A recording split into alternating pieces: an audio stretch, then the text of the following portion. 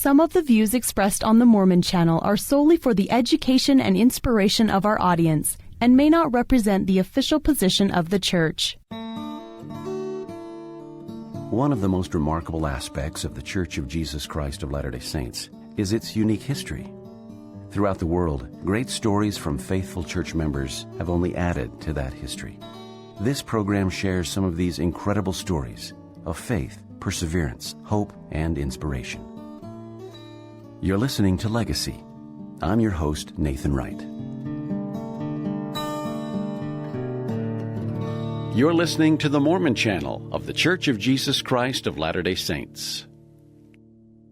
In 1846, the Latter-day Saints were forced from their homes in Nauvoo, Illinois, and migrated west. What happened with the city next is what we're going to be talking about on Legacy today. We have with us BYU Professor Scott Esplin, and he's going to be talking about Nauvoo. Scott, welcome to Legacy. Thank you. If you take just a minute, please tell us about yourself and your interest with this subject. Sure. Like you mentioned, I'm a professor of church history and doctrine at Brigham Young University, and I became interested in Nauvoo because I focus on 20th century church history, and just found that visitors to Nauvoo, especially Latter-day Saint visitors to Nauvoo, are generally acquainted and introduced to the early history. The saints, as they were there in the 1840s, become acquainted with life and times in Nauvoo during the Joseph Smith era, and of course, then subsequent to him with the Exodus, as you mentioned. But many visitors are unfamiliar with what happened to the town after that, and especially how the church came back to make such a beautifully restored site. Arguably, Nauvoo is outside of Salt Lake City and Temple Square, the most visited Latter-day Saint site of all of our church history sites, and yet many are unfamiliar with how we came back and the fascinating story and what it teaches us about our own history and frankly about the history of other peoples. So because I like 20th century history, I focused on a topic that maybe some are not as familiar with and hopefully can help us learn some lessons about how we present our message and who we are as a people from the story of Nauvoo. Excellent. Let's jump back to 1846 just for a minute. Okay. As I understand it, many of the members of the church leaving Nauvoo didn't have great luck in selling their property due to persecution and were just obliged to leave it. Exactly, yeah. What happened? The church did leave behind a couple of agents who remained in the city for a short period of time trying to sell properties on behalf of individuals or on behalf of the church, including the Nauvoo Temple itself. They sought a couple of different directions trying to find a buyer for that building, hoping in many ways to fund the Exodus. But you're right, they had to just simply vacate the homes and hope for their best. So it was in February 1846 that the majority left. Now, as you say, there were some agents. Were there other members of the church who were there for some months afterwards? Or? There are, yes. There, of course, Brigham Young and the 12 and church leadership leave in February of 46 and start to push west into Iowa. Brigham has a quite an interesting account of that, an interesting meeting where he reflected. He said as he left, his parting comment was, I met with the Council of the 12 in the southeast corner room of the attic of the temple. We knelt around the altar and dedicated the building to the Most High. We asked his blessing upon our intended move to the west. Also asked him to enable us someday to finish the temple and dedicate it to him, and we would leave it in his hands to do as he pleased, and to preserve the building as a monument to Joseph Smith. We asked the Lord to accept the labors of his servants in this land. So they dedicate what they have and leave it for those who follow after them. Wilford Woodruff reflected that he prayed, as he says, I left Nauvoo for the last time. Perhaps in this life I looked back on the temple and city and asked God to preserve it as a monument for our sacrifice. And that was essentially the attitude as they left. Others who were, especially individuals who may not have been able to have been as prepared as the leaders were, struggled throughout the spring and summer to leave Nauvoo, and then with the subsequent Battle of Nauvoo were ultimately forced out. We call them the poor camp, and they go across and the miracle of the quail and all of those stories associated with their great deliverance. But by fall of 46, the bulk of the saints are gone from Nauvoo. One of my favorite stories from my family history is Jane Johnston Black, who delivered lots of babies on the Iowa side after Sure. they were forced in September of 1846. Exactly. Those stories of those saints in the fall of 46 are incredibly inspiring. So what was Nauvoo like following the church's departure in 1846? Well, great question. Obviously, people were interested in these vacant homes and the beautiful farmland and the buildings left behind. Word quickly spread of the saints' departure and the availability of farms and homes at reasonable rates. So interest quickly grows about this city. The first group to become significantly interested in it is a group known as the Icarians. They were a French social and political commune group led by a man by the name of Etienne Cabet, who came to Nauvoo in 1849. They purchased much of the property, and with plans even to use the Nauvoo Temple for various meetings of theirs and things, and tried to create a commune society there in Nauvoo. Others, farmers and others, came to the area with interest in the land, and of course we have prominent groups associated with Joseph Smith left in the area still. While the bulk of the saints were gone, Emma Smith, most importantly, is still there in Nauvoo and maintained, of course, the properties associated with the prophet, the red brick store, the Joseph Smith homestead, the mansion house, and the then uncompleted Nauvoo house. So she remains down in the properties near the river, and the Icarians occupy up there on the bluff and near the temple.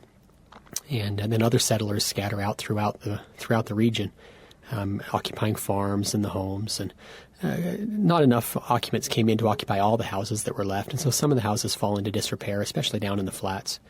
But there clearly people came in seeking to use the property and the homes and the land for their own purposes. So was it mostly the great deals that people could get that drew the Icarians there? Yes, it was. They were seeking a place where they could establish a community, and having heard of this area, they came north on the Mississippi River to Nauvoo. Their community didn't last long. They were in Nauvoo for only a period of about 7 years. They had a total residency of about 500 individuals who occupied the homes and properties there. Their commune dissolves in 1856, though most of those, or a number of those residents, remained in the area. Their posterity remains in Nauvoo today. So there is a museum dedicated to the Icarians and this French socialistic commune that occupied the city immediately following the vacancy by the saints. The next group in were German immigrants during the 1850s and 60s and 70s. Was a period of German immigration to the United States, and again, having heard about the availability of cheap farmland and homes, they come and occupy Nauvoo, bringing a significantly different element to the city. Nauvoo has been called by some the most German town in Illinois throughout that period. German was spoken frequently, more frequently than English, in the local schools, in the churches. And they introduced another element that brought with them expertise in grapes and winery and then in cheese making. And so they still celebrate a festival there annually around Labor Day, where they celebrate the grape heritage and the cheese making specialty for which Nauvoo became famous during the late 19th and early 20th centuries. There was a blue cheese factory there for a while, and so if you go to Nauvoo today, a number of the longtime resident families will have German last names, and they clearly influenced the town for the latter half of the 19th century, as up until World War I. Nauvoo was clearly a very, very German town in Illinois. You're listening to Legacy on the Mormon Channel. We're visiting with BYU Professor Scott Esplin, and we're talking about Nauvoo today. What other groups came in about this time and made a difference in Nauvoo's history? Well, if you've been to Nauvoo today, you'll also see a strong visible presence of the Catholic Church just north of the reconstructed Nauvoo Temple. You'll find a Catholic Catholic church there, and for those who visited Nauvoo in earlier eras will remember the Sisters of St. Benedict, who came there in 1874 and created what was known as the St. Mary's Academy and Convent. And those sisters created quite a large number of buildings directly across from the temple up there on the bluffs. And when the church reconstructed the temple, they purchased that property from the Sisters of St. Benedict, and they closed down in the year 2001. But for over 100 years, Nauvoo was known as an area where there was a strong Catholic influence through these sisters who ran a boarding school for girls, and they would come there from all over the country and live on what used to be the edge of the Nauvoo temple property. So if you go there today, you'll still see in Nauvoo this strong Catholic presence in the church that's there and the school next door, and for those that have been previously in what they may remember as used to be the auditorium across the street and other things as part of the St. Mary's Academy and Convent. So between the Germans, the Catholics, the Icarians, from the 1850s through the early 20th century, Nauvoo had a fascinating non-Mormon story. Throughout all of that, there persisted, of course, elements from then known as the Reorganized Church of Jesus Christ, now the Community of Christ, largely through Emma's posterity. And so the one element you had during that era, as far as Mormon influence was concerned, was the RLDS Church. So when did the LDS Church actually make a presence again in Nauvoo? In 1903, the LDS Church began. Would be the date when they began turning their interest back to Nauvoo, and actually it doesn't start in Nauvoo. It starts in Carthage. In 1903, the Joseph F. Smith, as president of the church, purchased the Carthage jail, and that was the first purchase of a church history historic site by the church, prior to any other purchases in Palmyra or Harmony or anywhere else where we have church history sites today. The first site the church ever purchased was the Carthage jail. And that clearly began the interest among church members regarding the old city of Nauvoo. Visitors started to increase in the area. They started holding mission conferences in Nauvoo in 1904 and 1905. These missionaries would come, and that caused the locals to become quite intrigued by the Mormons. Of course, this is after the end of plural marriage and after difficult times that the church had faced in the late 19th century, and our image is greatly improving. And people became intrigued with this church out in the West who had ties to the rural Midwest, and so. Our first purchase was the Carthage jail, and then the return of these missionaries to visit in the area greatly concerned the RLDS Church. They, by then, were the only visible Latter-day Saint element in Nauvoo, and they became greatly concerned as visitors started to stir up interest about coming back to the area. So actually, what that began was interest by the RLDS, now the Community of Christ, in restoring their own properties. They actually began the restoration of Nauvoo movement in the early 20th century, placing guides there, developing what's known as the Lewis Bittaman Stable House into their first visitor center. They did some restoration work on the Joseph Smith homestead, on the mansion house. By then, the red brick store had fallen into disarray, and so they began work on the properties that were in existence, and turned Nauvoo by the 1920s and 30s into an RLDS site, if it was anything associated with Mormonism. But of course, Latter-day Saints, as they traveled, would stop in Nauvoo, and so we owned the Carthage jail, but we didn't own anything else in Nauvoo initially. The first thing we did was actually an arrangement with the Community of Christ, then RLDS Church, to place a historical marker on the site of the former red brick store. George Albert Smith presided at that occasion, and with the assistance of Frederick M. Smith, president of the church of the RLDS Church, I placed a marker there, and that began our first visible presence in Nauvoo in the 1930s. But But the next person, even maybe before the church formally became involved, was a man by the name of Wilford Wood. Wood was an entrepreneur here in Utah, from up in Bountiful area, and he especially became interested in acquiring things associated with the history of the church. He made a number of purchases of objects and artifacts and eventually properties associated with the church. His first major one was in 1937 as it relates to Nauvoo, when he purchased a portion of the temple lot in Nauvoo. And there was a fascinating story associated with that. It was going up for auction from the Bank of Nauvoo, and he was authorized on behalf of the church to pay no more than $1,000 for the auction. And when he went out to attend the auction, it was clear that the bank wanted significantly more than that. And he negotiated with them, arguing that, asking them if they were going to ask him to pay an exorbitant price for the blood of the martyred prophet, and argued that this property rightfully belongs to the Latter-day Saint people.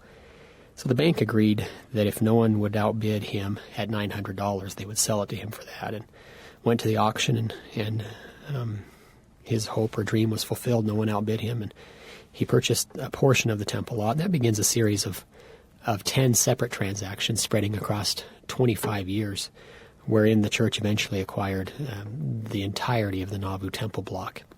So by the 1950s, we owned the Carthage jail, and we had the temple block. At the same time, Wilford Wood also began acquiring other properties, acquired what was known as the Masonic Hall, now the Cultural Hall in Nauvoo.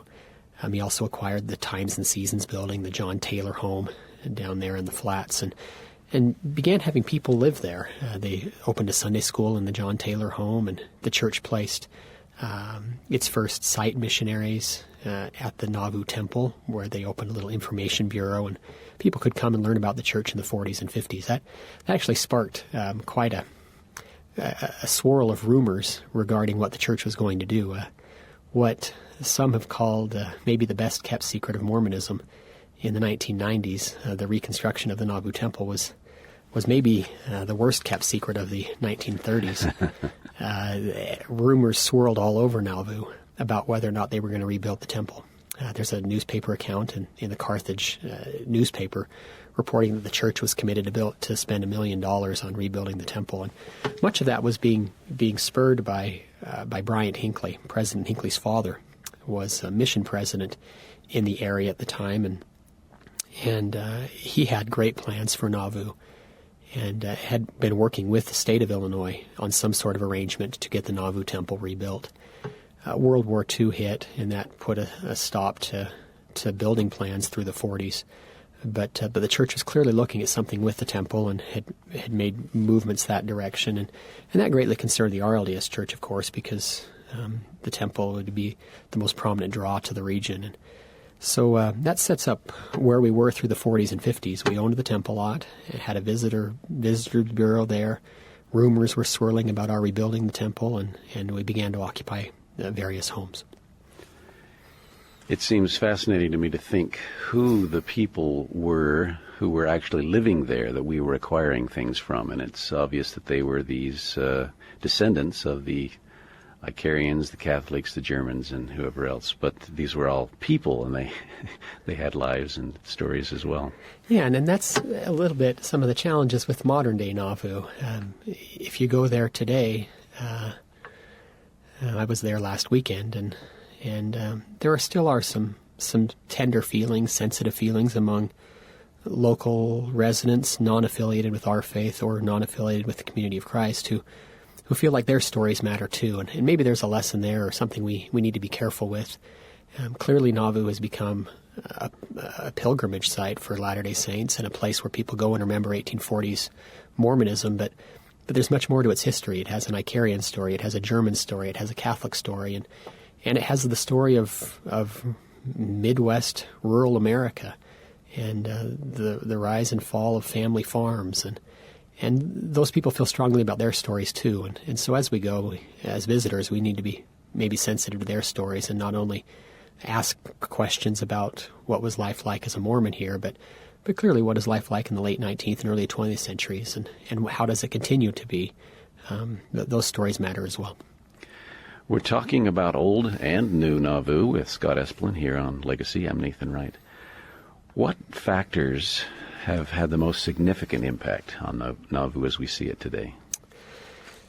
I mentioned Wilford Wood. He clearly has a significant influence on Nauvoo in the 1930s and 40s and the acquisition of the temple lot.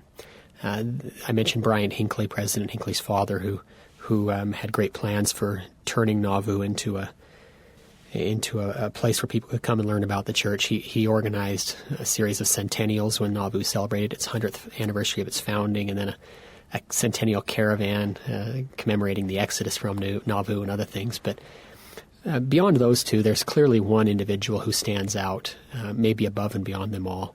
His name is J. Leroy Kimball. Dr. Kimball was a physician here in Salt Lake, and a descendant of Heber C. Kimball. And he went to medical school at the University of Chicago in the 1930s, and came back in the 1950s, where he acquired his great-grandfather's home, Heber C. Kimball's home there in Nauvoo, just a private purchase on his own, with plans of restoring it to its previous splendor and having it as a summer home for Dr. Kimball and his family. And he worked through the 1950s and early in restoring the home until by 1960. He asked a relative of his and of Heber C. Kimball's, Spencer W. Kimball, to come and dedicate the home as the restoration was complete. And a significant number of people showed up for the dedication. And then people kept coming to ask to see the home and coming to tour it. And Dr. Kimball later recalled he never had the chance to spend a night in his own home because everyone was always coming to tour the place. And that sparked a thought in him that maybe other people would be interested in the rest of Nauvoo.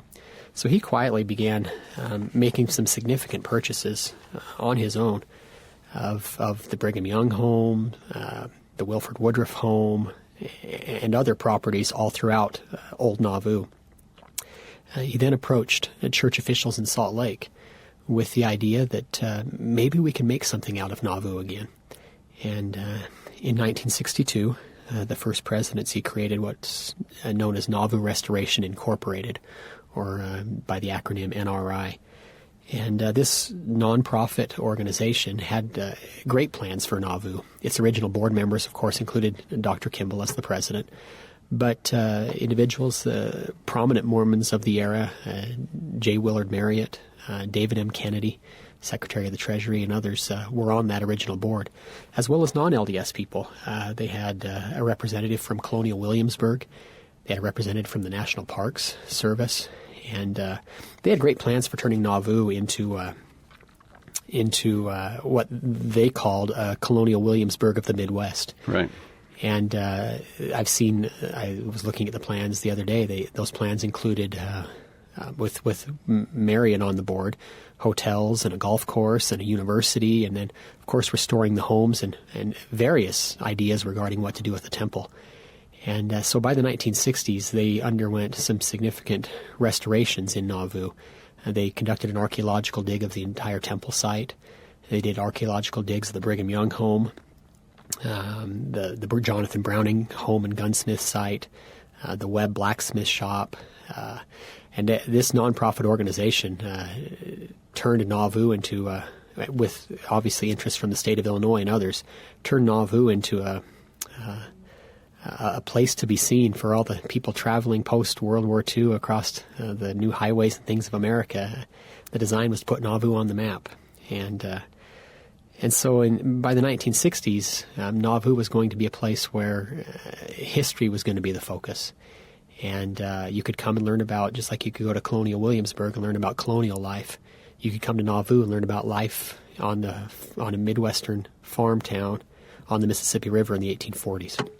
So Dr. Kimball led NRI for decades with that mission, and he acquired dozens and dozens of properties in more than 100, I think, separate transactions, where he eventually occupies maybe 2/3 to 3/4 of the entire town today. Farmland surrounding the area and everything. NRI becomes a huge economic boom to Nauvoo. But with that, obviously, comes some hurt feelings. The Community of Christ, then the RLDS Church, became greatly interested with its neighboring, with its sister religion occupying neighboring property. And obviously the two faiths had different points of view regarding Joseph Smith and points of his doctrines and interpretations of him and especially his successors. So there became some periods of conflict between the two faiths. And, of course, local residents benefited those who sold their properties to Dr. Kimball and others, benefited economically, but others were hurt as maybe Nauvoo was no longer the small rural town that they were familiar with and that they grew up hoping it would always be. So it became quite a conflict in the 1960s and 70s between the various groups. I served my mission in the Iowa Des Moines mission in 78 to 80, and Nauvoo at that time was part of my mission, and I got to be a proselyting missionary in Nauvoo for just a couple of months. But during my tenure there as a missionary, the 1,000th stake of the church was created in Nauvoo, Illinois. It was a very exciting time when President Benson came. And any thoughts about that? Well, that your comment about missionary work really is what happened. The change that occurred in Nauvoo. When David O. McKay died in 1970, his successors maybe viewed Nauvoo differently than what NRI or Nauvoo Restoration Incorporated and President McKay had originally created. The project had become very tourist-oriented, very historical and archaeologically focused. And other individuals, his successors, felt like we needed to emphasize more the mission aspect of Nauvoo, its proselyting potentials. And so there was a separate Nauvoo mission created in 1971. Dr. Kimball was made the first mission president of the Nauvoo mission. They started to call senior couples there from Salt Lake or through Salt Lake. The missionary department calls would be issued to senior couples to Nauvoo. They created or built during that era, dedicated early in the 1970s, the beautiful Nauvoo Visitor Center there with which visitors are familiar. And the focus clearly went towards proselyting, and that allowed for the creation of the pageant with which people are familiar. And Nauvoo went away from this. As you know, you won't see there in Nauvoo today a church-owned or an NRI-owned golf course and hotel, and there was plans for a marina. There was plans for the Maid of Iowa running up and down the river again, and things that there was plans for a university, things that people could do in Nauvoo, and the 1970s scaled all of that back, and the church decided to make its focus for Nauvoo and largely other historic sites places where visitors could come and be introduced to the church, and that changed our focus. And so when you were there as a missionary, you probably experienced some of that. You were under the era in which missionaries were coming to serve in Nauvoo, and people were participating in the pageant. And if you were there in the late 1970s, that's also the time when they erected the Monument to Women, all those beautiful statues behind the visitor center. And so we took a different focus for Nauvoo. Nauvoo became a place where individuals and church members could come and celebrate the life and mission of Joseph Smith and learn more about his ministry, as opposed to life in a Midwestern Mississippi River farm town. And that clearly didn't sit well with some individuals who thought Nauvoo was supposed to be archaeologically colonial Williamsburg type idea based. That it also greatly concerned the then RLDS Church, who felt like if we were going to step up our proselyting efforts, they had to do something by way of response. Guides of that era have later joked that the goal of the tour guides in Nauvoo was to spoil Mormons' vacations, and they would bring up issues of polygamy, of course, and temple doctrines, and make comments. And I think it was going on both sides of the divide in that town as it became almost a battleground. The RLDS Church decided to take a different approach as we moved more towards proselyting. They moved, ironically, into the historical specialty that we vacated. Our original focus was historical expertise, And as we left that area, they took it over. And so the focus for Nauvoo for them is incredibly historical. And they went so far as, in celebration of the sesquicentennial of the church, they rebuilt the red brick store. And so during the 1970s and 80s, a period of what you could call a building boom, anything you can do, we can do better, occurred in Nauvoo. And so as we would build a visitor center, they would build a visitor center. As they would restore the red brick store, we would restore the 70s hall or other sites. And so the two faiths competed in brick and mortar for the interpretive position of Nauvoo. And so during all of this, of course, then you have the locals, non-affiliated with either faith, who are scratching their heads and wondering what's happening to their town. And as they see their town become, in some ways, a mecca for Mormonism. And then again, they form their own historical society that tries to preserve the memory of the Icarians, the memory of the German settlers, the memory of the Catholic school. And so you really have these divides in Nauvoo, unfortunately, during the 70s and 80s, as three different camps kind of vie for the interpretive higher ground. And it becomes a difficult time for Nauvoo. So what's going on now? Well, all of that supposedly ended in 1989. In 1989, the church rededicated again some improvements on the Carthage jail property, and did the old Pioneer Burial Ground, which is on the outskirts of Nauvoo. They did the Lion Drug Store, and several other smaller sites, the Riser Boot and Shoemaker Shop. And then Elder Lauren C. Dunn, the president of NRI at the time, announced that Nauvoo was done with the construction phase. It was moving into a preservation phase. They announced that enough had been done to give an impressionistic view of Nauvoo, and they were going to stop the major construction in the area. And that is how it sat for about a decade. All of that time, of course, you had one significant property that kind of languished, that remained clearly the focus of old Nauvoo, but never had anything really done with it. And that was the Nauvoo Temple site. We, of course, they had laid, after they had finished the archaeological digs and things of the 1960s, they had laid, if you remember that era, they had laid bricks outlining the footprint of the Nauvoo Temple, where the baptistry was, where the staircase was, and over different periods of time, they had a little model of the Nauvoo Temple up on that site, and they had obviously missionaries there to explain it and different things. But they had flowers and tried to beautify the site, hedges and things. But it remained obviously the focus of old Nauvoo that had never been touched. And so the church denounced the end of construction, President Hinckley obviously significantly changed that in 1999 when he announced the reconstruction of the Nauvoo Temple. And in some ways, I think that building, like it ended the earlier era of Nauvoo, the Nauvoo Temple being the last major Mormon building built in the 1840s, in some ways, the reconstruction of that temple ended the building boom again in Nauvoo. If you're going on with the phase of anything you can do, we can do better, you can't really trump the temple. And so once they had rebuilt that building and dedicated it in 2002, things seem to have calmed down in Nauvoo.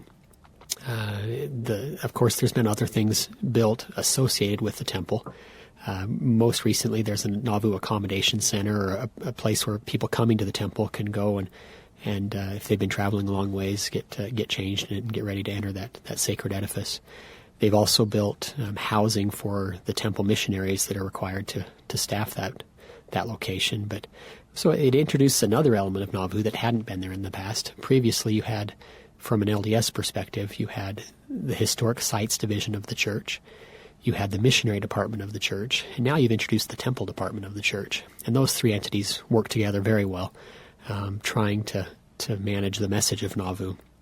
But With the completion of the temple introduced, again, some of those strong feelings among the locals. Obviously, that building significantly impacted traffic in the area, as all the construction traffic and things. But things have slowed down in Nauvoo now, with most of the construction having wound down, at least for the present, as it seems to be. And importantly, I think it's allowed for the faiths to get along better now. The temple, in some ways, has brought us together. With the end of construction, people are now able to explore a little bit more other stories in Nauvoo. Maybe we're giving a little more time to the stories of the Icarians, the stories of the Germans, the stories of the Catholics, the stories of the agricultural farmers and others in the area that hopefully their stories are becoming valued. And at the same time, we're working very well with the community of Christ today. We arranged a series of land swaps between the two faiths to create a more clean divide. If you've been to Nauvoo, and you might be familiar with where the RLDS Church or the Community of Christ's chapel or meeting hall is today, their meeting hall used to be right in the middle of NRI property, and they needed a new building, and we arranged the church arranged a land swap wherein we took the property that was in NRI, clearly in the NRI region of the city, and in exchange for some properties that they were interested in Independence.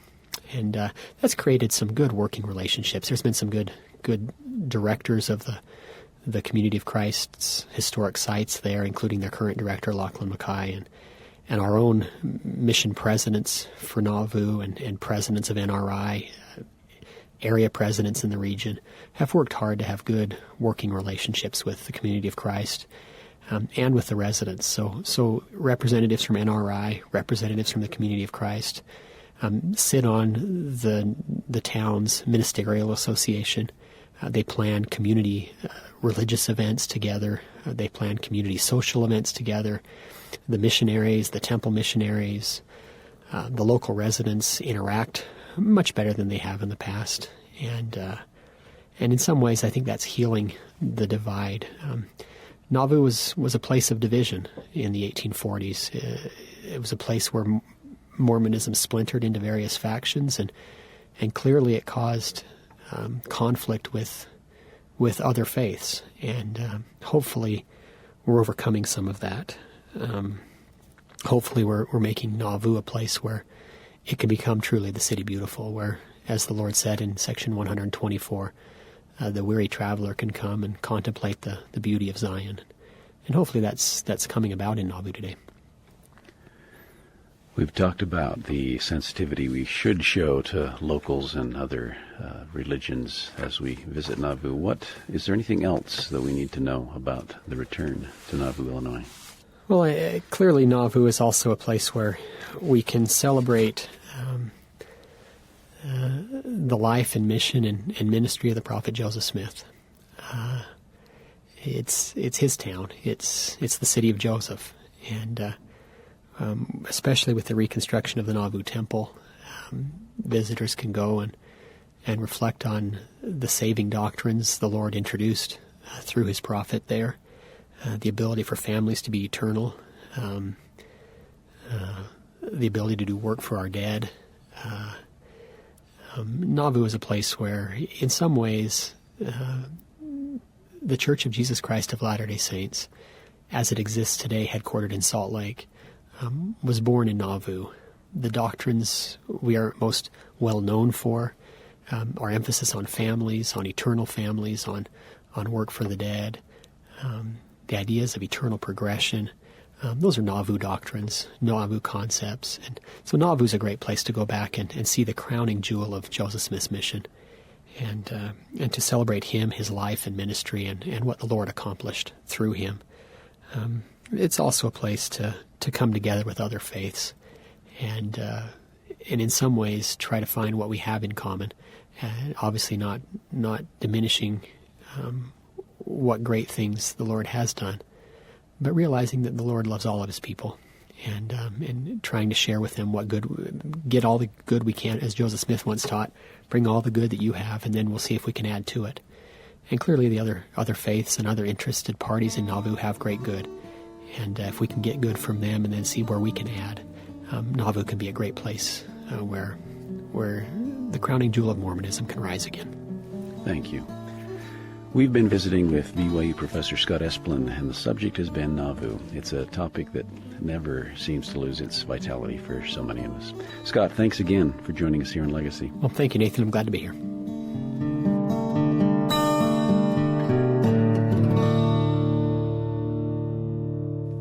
I'm Nathan Wright, and you're listening to the Mormon Channel of the Church of Jesus Christ of Latter-day Saints. We invite you to listen to new episodes of Legacy Saturdays at 1 o'clock. You can also download any Legacy episode at mormonchannel.org.